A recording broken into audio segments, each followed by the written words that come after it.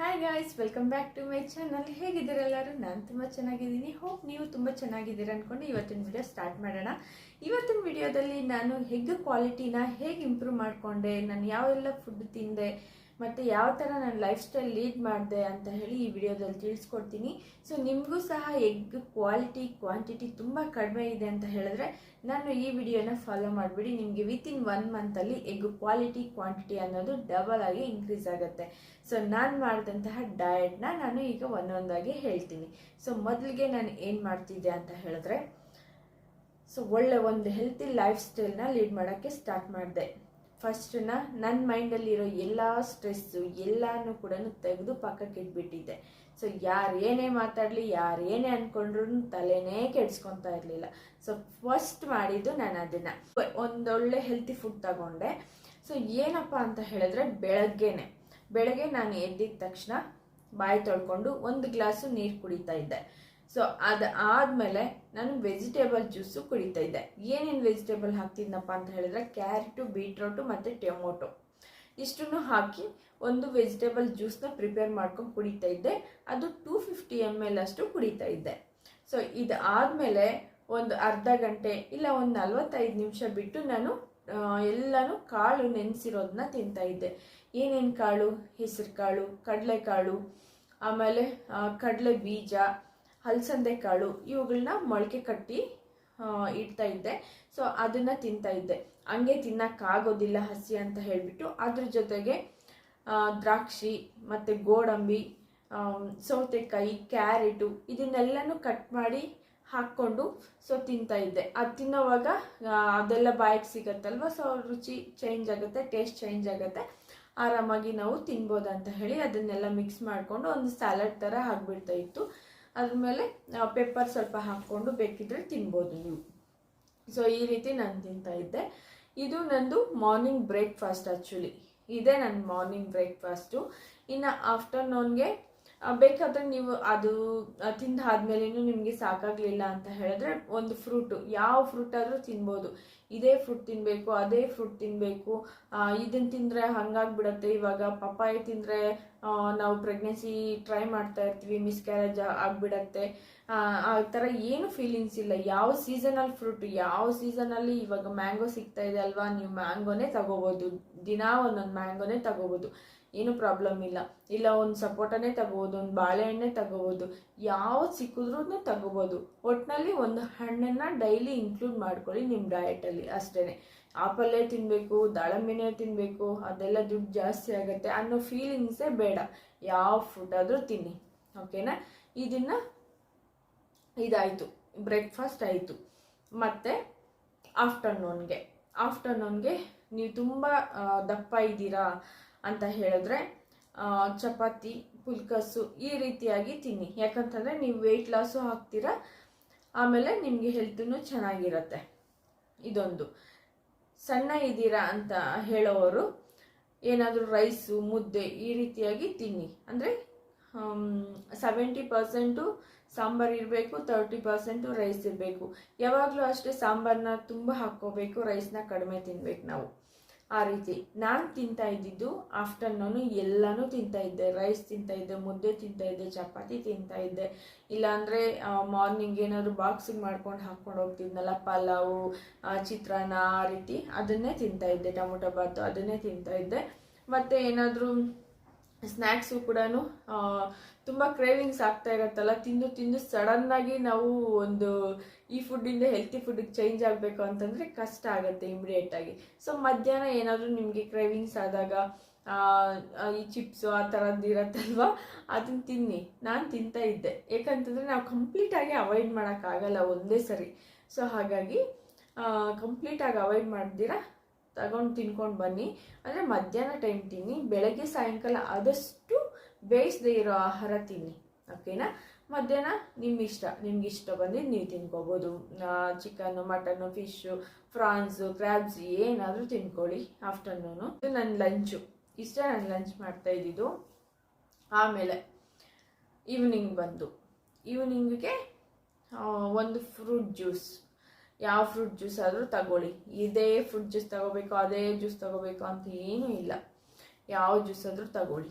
ಮತ್ತು ಈವ್ನಿಂಗ್ ಟೈಮಲ್ಲಿ ನೆನೆಸಿಟ್ಟಿರೋ dry fruits, ಬಾದಾಮ್, ಪಿಸ್ತಾ, ವಾಲ್ನಟ್ಟು, ಕಿಸ್ಮಿಸ್ಸು ಈ ರೀತಿ ತಗೊಳ್ಳಿ. ಮತ್ತು ಸೀಡ್ಸ್ ತಗೊಳ್ಳಿ. ಸೀಡ್ಸು ತುಂಬ ಹೆಲ್ತಿಗೆ ಒಳ್ಳೆಯದು.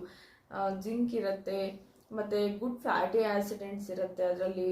ಸೊ ಹಾಗಾಗಿ ಅದನ್ನು ತಗೊಳ್ಳಿ. ಅದರಲ್ಲಿ ಕುಂಬಳಕಾಯಿ ಬೀಜ ಮತ್ತು sunflower seeds, water melon seeds ಈ ಥರದ್ದು ತಗೊಳ್ಳಿ. ಈ ಡಯಟ್ನ ನೀವು ಮೈಂಟೈನ್ ಮಾಡಿ. ಸೊ ಆದಷ್ಟು ನೀವು ಜಂಕ್ ಫುಡ್ಸ್ನ, ಪಿಜ್ಜಾ, ಬರ್ಗರು ಮತ್ತು ಕೇಕು, ಅದು ಇದು ಚಿಪ್ಸು, ಆಳು ಮೂಳು ಅದು ಏನೇನೋ ಸಿಗುತ್ತಲ್ಲ ಔಟ್ಸೈಡು, ಅದನ್ನೆಲ್ಲ ಅವಾಯ್ಡ್ ಮಾಡಿಬಿಡಿ.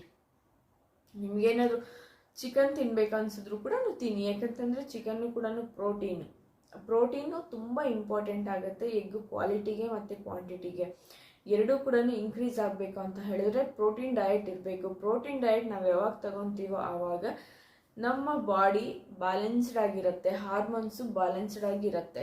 ಸೊ ಆವಾಗ ನಮಗೆ ಒಂದು ಹೆಲ್ತು ಕೂಡ ಒಳ್ಳೇದಿರುತ್ತೆ. ಆಮೇಲೆ ನಾವು ಕೂಡ ಸಣ್ಣನೂ ಆಗ್ಬೋದು. ಯಾಕಂತಂದರೆ ಒಂದು ಬ್ಯಾಲೆನ್ಸ್ಡ್ ಡಯಟ್ ಮಾಡ್ತಾ ಇದ್ದೀವಿ, ತುಂಬ ತೂಕ ಇದ್ದೀವಿ, ತುಂಬ ಒಬೆಸಿಟಿ ಇದ್ದೀವಿ ಅಂತ ಹೇಳಿದ್ರೆ ಬ್ಯಾಲೆನ್ಸ್ಡ್ ಆಗಿ ನಾವು ಇರ್ತೀವಿ. ಬ್ಯಾಲೆನ್ಸ್ಡ್ ಆಗಿ ನಾವು ವೆಯ್ಟ್ ಕೂಡ ಮ್ಯಾನೇಜ್ಮೆಂಟ್ ಮಾಡ್ಕೋಬೋದು. ಹಾಗೆ ಒಂದು ಒಳ್ಳೆ ಹೆಲ್ತಿ ಲೈಫ್ ಸ್ಟೈಲ್ ಬರುತ್ತೆ, ತುಂಬ ಚೆನ್ನಾಗಿರುತ್ತೆ. ನಾನು ಮೊದಲು ಈ ಫುಡ್ ಎಲ್ಲ ತಿನ್ನೋವಾಗ ಹೆಂಗಪ್ಪ ಇದನ್ನ ತಿನ್ನಲಿ, ಹೇಗಪ್ಪ ಮಾಡಲಿ ಇದು ಅಂತ ಅನಿಸ್ತಿತ್ತು. ಬಟ್ ಟು ಬಿ ಫ್ರಾಂಕ್ ಹೇಳ್ಬೇಕಂತಂದರೆ ಆ ಫುಡ್ಡಿಂದ ಈ ಫುಡ್ ಕನ್ವರ್ಟ್ ಆದಮೇಲೆ ನನಗೆ ಆ ಫುಡ್ ಮೇಲೆ ಲೋಕನೇ ಹೋಗಲಿಲ್ಲ. ನಾನು ನಿಜವಾಗ್ಲೂ ಹೇಳ್ತೀನಿ, ಅದನ್ನೆಲ್ಲ ತಿನ್ನಬೇಕು ಅಂತಲೇ ಅನಿಸ್ಲಿಲ್ಲ. ಈ ಫುಡ್ಗೆ ನಾನು ಅಡಿಕ್ಟ್ ಆಗಿಬಿಟ್ಟೆ, ಆ ಥರ ಆಯಿತು. ಸೊ ಈ ಫುಡ್ಗೆ ಅಡಿಕ್ಟ್ ಆದಮೇಲೆ 1 ಮಂತ್ಗೆ ನನಗೆ ರಿಸಲ್ಟ್ ಬಂತು. ಸೊ ನಾನು ಇನ್ನೊಂದು ಏನು ಹೇಳೋದು ಅಂತ ಹೇಳಿದ್ರೆ, ನೀವು 1 ಮಂತ್ ಟ್ರೈ ಮಾಡಿಬಿಟ್ಟು ನಮಗೆ ಬರ್ತಾ ಇಲ್ಲ, ನಮ್ಗೆ ರಿಸಲ್ಟ್ ಬಂದಿಲ್ಲ, ನಾವು 1 ಮಂತ್ ಪೂರ್ತಿ ಡಯಟ್ ಮಾಡಿದ್ವಿ ಅಂತ ಹೇಳಬೇಡಿ. ಯಾಕಂತಂದರೆ ತುಂಬ ಡ್ಯಾಮೇಜ್ ಇರುತ್ತಲ್ವ. ಸೊ ಅವ್ರಿಗೆ ಇನ್ನೂ ಲೇಟಾಗಿ ರಿಸಲ್ಟ್ ಬರ್ಬೋದು. 2 ತಿಂಗಳು ತಗೋಬೋದು, 3 ತಿಂಗಳು ತಗೋಬೋದು, 6 ತಿಂಗಳು ತಗೋಬೋದು, ಮ್ಯಾಕ್ಸಿಮಮ್ 8 ತಿಂಗಳವರೆಗೂ ಟೈಮ್ ತಗೋಬೋದು. ಓಕೆನಾ? ಸೊ ಹಾಗಾಗಿ ನೀವು 8 ತಿಂಗಳಲ್ಲಿ ಅಟೆಂಡೆನ್ಸ್ ಬೀಳ್ಬೇಕಷ್ಟೇ.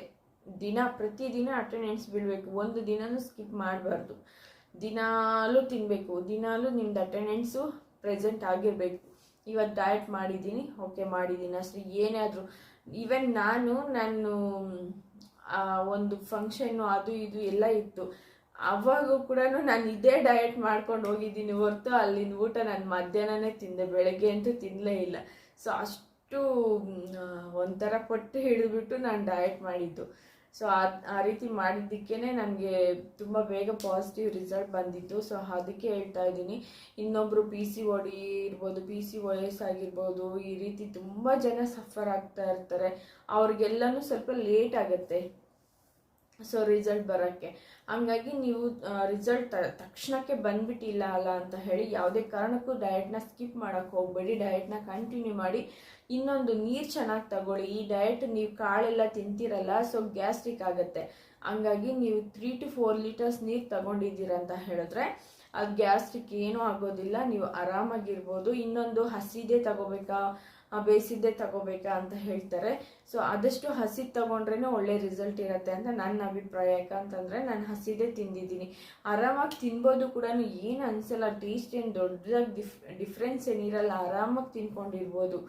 ನನಗಂತೂ ಆರಾಮಾಗಿ ತಿನ್ಕೊಂಡಿರ್ಬೋದು. ಮತ್ತು ನಾವು ಅದಕ್ಕೆ ಕ್ಯಾರೆಟು ಇದೆಲ್ಲ ಮಿಕ್ಸ್ ಮಾಡಿರ್ತೀವಲ್ಲ, ಅದೆಲ್ಲನೂ ಬಾಯಿಗೆ ಸಿಗ್ತಾ ಇದ್ರೆ ಸೊ ಟೇಸ್ಟ್ ಚೇಂಜ್ ಆಗುತ್ತೆ, ಆರಾಮಾಗಿ ತಿನ್ಬೋದು, ಯಾವುದೇ ಥರದ ತೊಂದರೆ ಇಲ್ಲ. ನನಗಂತೂ ನಾನು ನಿಜ ಟು ಬಿ ಫ್ರ್ಯಾಂಕ್ ಹೇಳ್ಬೇಕಂದ್ರೆ, ನಾನು ಸಿನ್ಸ್ 2 ಇಯರ್ಸಿಂದನೂ ಈ ಡಯಟ್ನ ಫಾಲೋ ಮಾಡ್ತಾ ಇರೋದು. 2 ಇಯರ್ಸಿಂದನೂ ನಾನು ಹಾಸ್ಪಿಟಲ್ ಮುಖ ನೋಡಿಲ್ಲ. ಅದಕ್ಕೆ ಮುಂಚೆ ನನಗೆ 6 ತಿಂಗಳಿಗೊಂದ್ಸರಿ ಜ್ವರ, ವರ್ಷಕ್ಕೊಂದ್ಸರಿ ಜ್ವರ ಹಂಗೆ ಬರೋದು. ಈಗ 2 ಇಯರ್ಸ್ ಆಗಿದೆ ನನಗೆ ಜ್ವರ ಬಂದು. ಈವನ್ ನೆಗಡಿ ಕೂಡ ಬಂದಿಲ್ಲ, ನೆಗಡಿ ಕೆಮ್ಮು ಅದು ಕೂಡ ಬಂದಿಲ್ಲ. ಅಷ್ಟು ಹೆಲ್ದಿ ಆಗಿದೆ ನನ್ನ ಬಾಡಿ ಕೂಡ, ತುಂಬ ಫಿಟ್ನೆಸ್ ಆಗಿದ್ದೀನಿ. ಅದು ಒಂಥರ ಖುಷಿ ಆಗುತ್ತೆ, ಅಪ್ಪ ಇಷ್ಟು ಚೆನ್ನಾಗಿ ಬಾಡಿನ ಮೇಂಟೈನ್ ಮಾಡ್ಕೊಂಡು ಹೋಗ್ಬೋದಾ ಅಂತ ಅನ್ಸುತ್ತೆ. ಸೊ ಅದಕ್ಕೆ ಹೇಳೋದು, ಆ ಫುಡ್ ತಿನ್ನೋವಾಗ ಬರೀ ಆ ಫುಡ್ ಮೇಲೇ ನಮಗೆ ಕಾನ್ಸಂಟ್ರೇಟ್ ಇರುತ್ತೆ. ಆ ಫುಡ್ಡಿಂದ ಈ ಫುಡ್ಗೆ ಸ್ವಿಚ್ ಆಗಿ ಈ ಫುಡ್ ಮೇಲೆ ಲೋಕ ಬರುತ್ತೆ. ನನಗೆ ಈ ಫುಡ್, ನಾನು ಇವಾಗ ಪ್ರೆಸೆಂಟು ಈ ಫುಡ್ಗೆ ಅಡಿಕ್ಟ್ ಆಗಿದ್ದೀನಿ, ಆ ಫುಡ್ಗೆ ಅಡಿಕ್ಟ್ ಆಗಿಲ್ಲ. ನಾನು ಅಡಿಕ್ಟ್ ಆಗಿದ್ದೆ, ಅದರಿಂದ ಯಾವಾಗ ಈ ಫುಡ್ಗೆ ಕನ್ವರ್ಟ್ ಆದ್ನೋ ಇವಾಗ ಈ ಫುಡ್ಡೇ ನನಗೆ ಬೇಕು ಅನಿಸುತ್ತೆ. ಇದೇ ಫುಡ್ ತಿನ್ನಬೇಕು ಅನಿಸುತ್ತೆ ಟು ಬಿ ಫ್ರಾಂಕ್ ಹೇಳ್ಬೇಕಂದ್ರೆ. ಆ ಫುಡ್ ಮೇಲೆ ನನಗೆ ಲೋಕನೇ ಹೋಗೋದಿಲ್ಲ. ಈವನ್ ನಾನು ಪಿಜ್ಜಾ ಬರ್ಗರು ಅದೆಲ್ಲ ಸಿಕ್ಕಾಪಟ್ಟೆ ತಿಂತಿದ್ದೆ, ಸಿಕ್ಕಾಪಟ್ಟೆ ಇಷ್ಟ ಆಗ್ತಾಯಿತ್ತು. ಇವಾಗ ನೋಡಿದ್ರೆ ಅದ್ರ ಮಕ್ಕನೇ ನೋಡೋದು ಬಿಟ್ಬಿಟ್ಟಿದ್ದೀನಿ. ಸೊ ಹಾಗಾಗಿದೆ. ಬಟ್ ಅದನ್ನ ಬಿಟ್ಟಾಗಿಂದನೂ ತುಂಬ ಚೆನ್ನಾಗಿದೆ ನನಗೆ. ಆ್ಯಂಡ್ ಹಾಸ್ಪಿಟಲ್ಗೆ ನಾವು ಒಂದ್ಸರಿ ಹಾಸ್ಪಿಟಲ್ಗೆ ಹೋದರೆ ಎಷ್ಟು ದುಡ್ಡು ಖರ್ಚು ಮಾಡ್ತೀವಲ್ಲ, ನನಗೆ ಅದಕ್ಕೇ ಇವಾಗ ಹಾಸ್ಪಿಟಲ್ಗೆ ಇಡೋ ಬದಲು ನಾವು ಹೆಲ್ತ್ಗೆ ಇಟ್ಕೊಳ್ಳೋಣ. ನಮ್ಮ ಒಳ್ಳೆ ಒಂದು ಆಹಾರ, ಹಣ್ಣು ತರಕಾರಿ, ಇದನ್ನು ಸೊಪ್ಪು ಅದನ್ನೆಲ್ಲ ತಿನ್ಕೊಂಡಿದ್ರೆ ನಮ್ಗೆ ಒಳ್ಳೆ ಆರೋಗ್ಯ ಇರುತ್ತೆ, ನಮ್ಮ ಫಿಟ್ಟಾಗಿರ್ತೀವಿ, ಚೆನ್ನಾಗಿರ್ತೀವಿ. ಸುಮ್ಮನೆ ಹೋಗಿ ಹಾಸ್ಪಿಟಲ್ಗೆ ಯಾಕೆ ಸುರಿಯೋದು ಅಲ್ವಾ? ಸೊ ಇದು ಗಾಯ್ಸ್, ಇಲ್ಲಿಗೆ ಇವತ್ತಿನ ವಿಡಿಯೋ ಎಂಡ್ ಮಾಡೋಣ. ಸೊ ಹೋಪ್ ಈ ವಿಡಿಯೋ ನಿಮ್ಗೆ ಯೂಸ್ಫುಲ್ ಅಂತ ಅಂದ್ಕೊಳ್ತಾ ಇದ್ದೀನಿ. ವಿಡಿಯೋ ಇಷ್ಟ ಆದರೆ ಲೈಕ್ ಮಾಡಿ, ಶೇರ್ ಮಾಡಿ, ಹಾಗೆ ಚಾನಲ್ನ ತಪ್ಪದೆ ಸಬ್ಸ್ಕ್ರೈಬ್ ಮಾಡ್ಕೊಳ್ಳಿ. ನಿಮ್ಮ ಫ್ರೆಂಡ್ಸ್ಗೂ ಫ್ಯಾಮಿಲೀಸ್ಗೂ ಕೂಡ ಶೇರ್ ಮಾಡೋದು ಮರಿಬೇಡಿ. Okay, thank you.